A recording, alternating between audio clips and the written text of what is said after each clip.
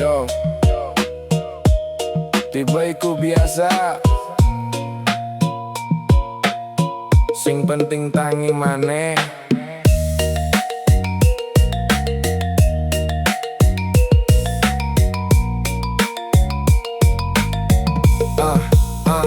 Aku wis ngrasake pahit lan loro nalika kabeh usaha kaya ora ana guna. Mimpi gede nanging kahanan ora ndukung, kaya mlaku dhewe tanpa ana sing nyengkuyung.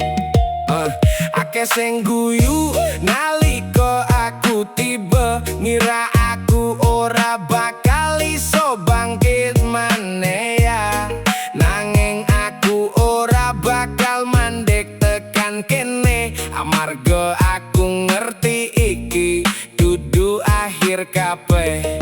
Saben kegagalan tak simpen dadi tenaga sing gawe aku luwih kuat tinimbang wingi rasa.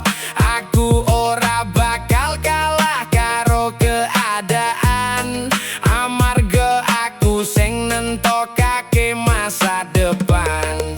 Kala ora mati aku tangi maneh, sanajan kahanan gawe aku menyerah kabeh.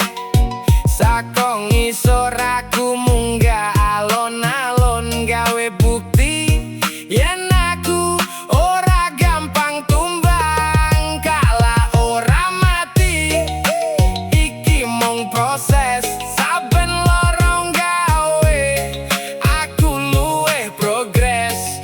Ora ana sukses tanpa perjuangan, iki ceritaku lan aku sing neruske jalan.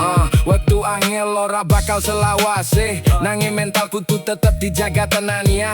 Aku sinau ora gumantung karo wong liya, amarga urip iki tanggung jawabku dhewe ya.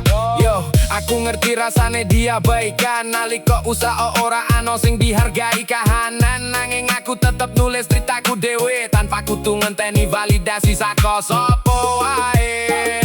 Langkahku alon nanging pasti tekan, aku ora peduli yen kudu luwih suwe perjalanan. Sing penting aku ora mandek nang tengah, amarga aku ngerti tujuan wis ana ing endi arah. Yen peteng teko aku tetep nyala, sanajan cilik aku ora bakal ilang rasa.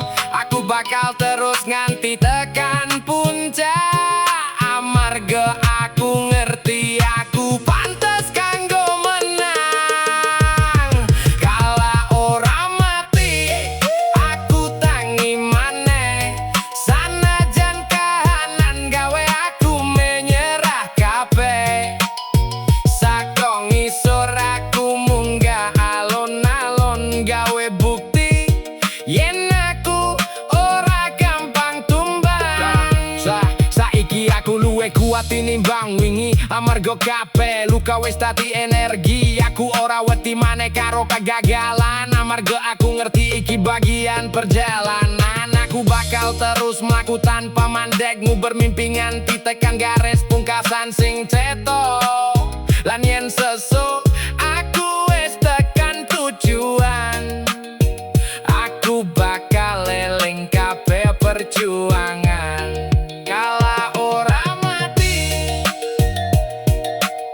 iki mung cerita sing durung rampung. It's